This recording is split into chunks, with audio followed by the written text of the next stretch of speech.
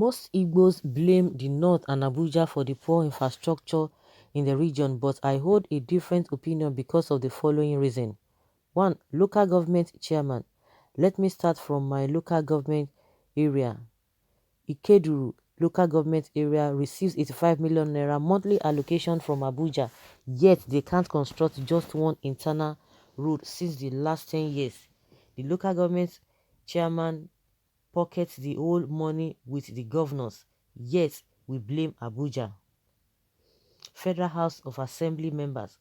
I didn't know they receive so much money from Abuja. From my findings, Mbake Federal Constituency receives 100 million naira monthly and 450 million naira every quarter from Abuja for constituency projects. But I am yet to see what they are doing with such outrageous amount of money.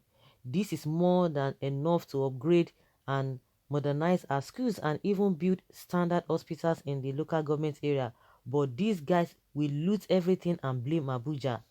Their highest and biggest empowerment is few keke, tricycles, motorbikes, wheelbarrow, and shovels for their lapdogs and online warriors.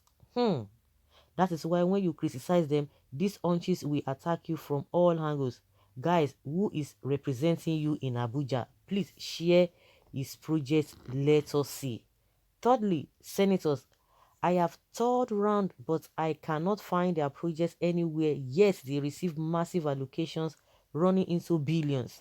How do these people even sleep at night? The fourth set of people is the House of Assembly members. I used to think that they are all the same till Uche Ogbuagu emerged. Presently is one of the shining lights in Ikeduru. Just under 1 year, he managed to construct 4 internal roads in his constituency, 4 modern markets. Miri Onoma Bridge is under construction. From my findings, House members in Imo State receive 3 million naira monthly salary.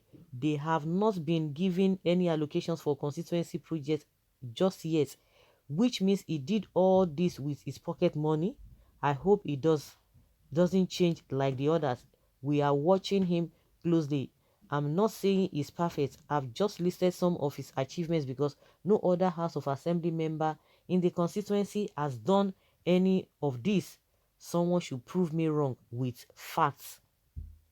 In my own humble opinion, governors, senators, local government chairmen, and Federal House of Representatives have the potential to turn our region into a mini Dubai, but no, they will steal all the money and blame Abuja.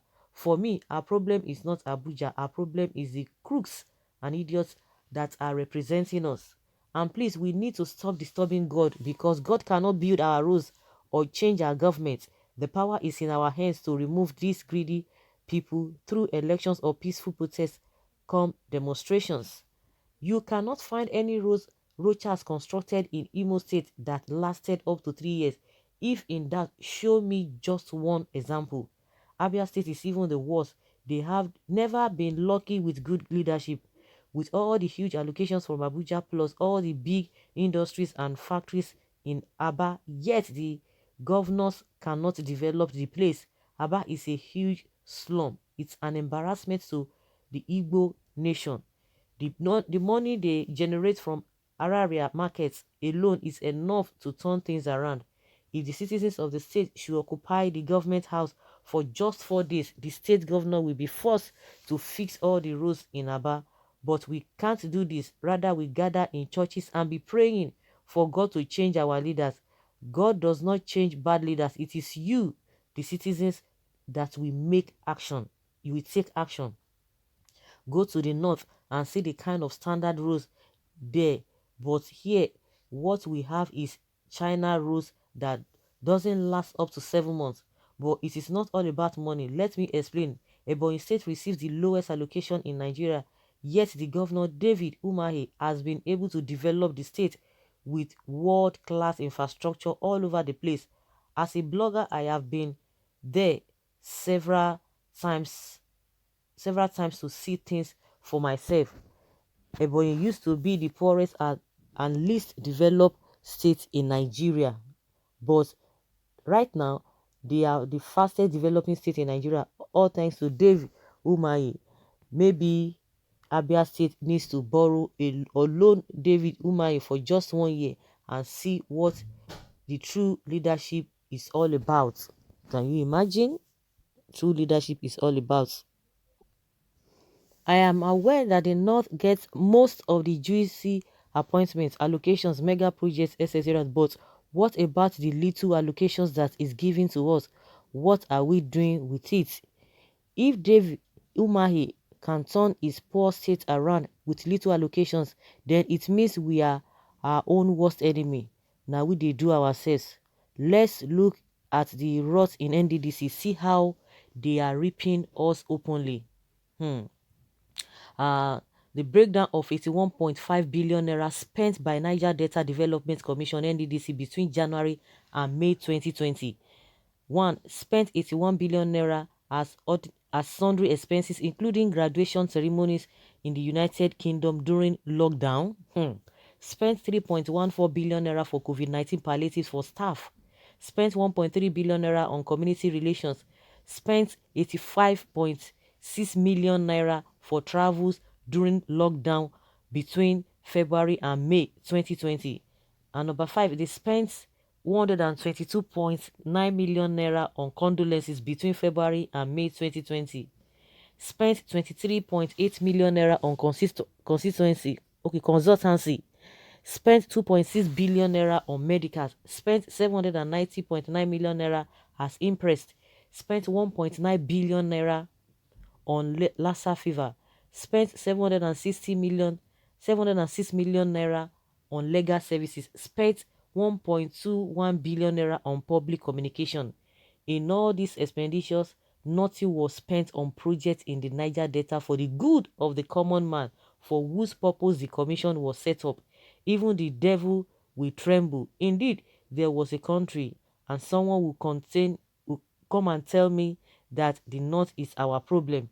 According to avoidable records from the Ministry of Finance, this is budgetary allocation to NDDC. Okay, 2004, it's in billions. It's in billion naira. 2004, we have a 14 billion naira. In 2005, 28. 2006, 26.13 billion. 2007, 24 billion. 2008, 40 billion. 2009, 27 billion. 46 billion in 2010. 55 billion in 2011. 48.67 in 2012. In 2013, it was 61.31 billion naira, and in 2014, 61 billion naira. 2016, 41 billion naira. 2017, 64 billion naira. 2018, 81 billion naira, and in 2019, 100 billion naira, and 2020, 80 billion naira. In total, 769 billion naira up to 2019. According to Office of the Accountant General of the Federation, this is our 13% derivation fund since 1999. 1999, 2.4 billion, 2000, 61.3, and 91.2. In 2000, they have a 91.2, 92.1, 138.3, 226, 62 billion naira, 347.42, and so on and so on and so forth. In total till 2018, it was 640 billion naira. In 2019, it was 320.4 billion naira, and in total is 8.66 trillion naira. Where are the Niger Delta youth and elders? Why can't we protest or take over the streets till these crooks are brought to book? Hush Puppy is still a learner. In fact, is still a puppy. The difference between Hush Puppy and greedy Nigerian politician is that Hush Puppy scammed white, while your greedy, heartless, and visionless politicians scam Nigerians. The damages of their crime will be felt by generations yet unborn. In all this, the poor masses whose commonwealth is being looted are quiet. In fact, the poor masses are even more confused, because they praise and hail the corrupt politicians that are stealing billions of dollars and kill hungry people that stole tuber of yam to feed their hungry children. Shame. To successfully fight corruption, you have to start from the top. Singapore today is like heaven, the cleanest and most beautiful country in the world with almost zero corruption. How did they do it? Because they fought corruption from top. Prostitution, armed robbery, yahoo, kidnapping, and so on are on the increase because of mass poverty caused by the people at the top. And until we start doing the right thing, these corrupt politicians will do nothing and they will not change. A lost nation is one which hungry and jobless people blindly support those responsible for their agony and misery. What more can we say? Everybody just know, and nobody's ready to do anything. The next thing, they'll be clapping for all those people, for the so-called people who are chasing them. Some people come and tell you, oh, it is a lie, they are doing the right thing. Some people are after them, those who are trying to expose them. All manner of sentiments, all manner of defense will be coming up. The same people that are being marginalized will say, "Yeah, babe, don't talk about them." You can imagine what Atari Botukubo was saying, that what is 81 billion naira, that is a small thing, that is just pickpocketing. Call a spade a spade. Even if it is 1 naira somebody stole, is mismanaged or has mismanaged, call a spade a spade. So until when it is trillion or uncountable, that is when it will worth talking about. It will be what to talk about, according to Asari Dokubo. That what is 81 billion naira, everybody just shouting. That what is happening in the north, that you ask Farouk, Sadia Farouk, ask her, ask this one, ask that one, ask Malami, they are talking about these things. If they mention this person, mention that person. Hey, you see the mindset?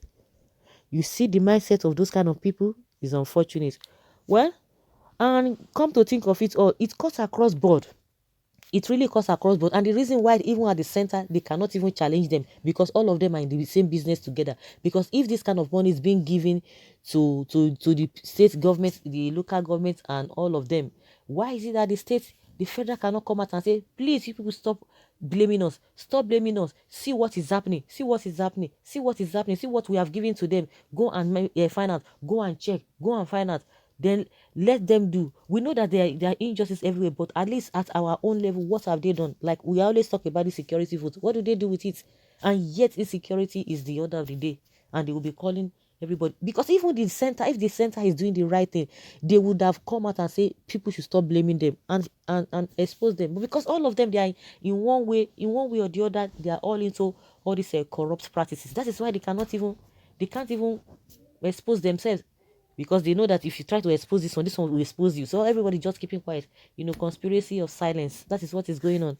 So guys, let us hear your opinion. It's not only in Igboland. I think this person is just trying to pinpoint his own area, this writer, but in other areas too, other states too, other local regions too, they have their own problem. But the problem is that people don't want to speak, so that it won't be as if I'm the one who is antagonizing the people, or I'm the one who is against them. Everybody just keep quiet.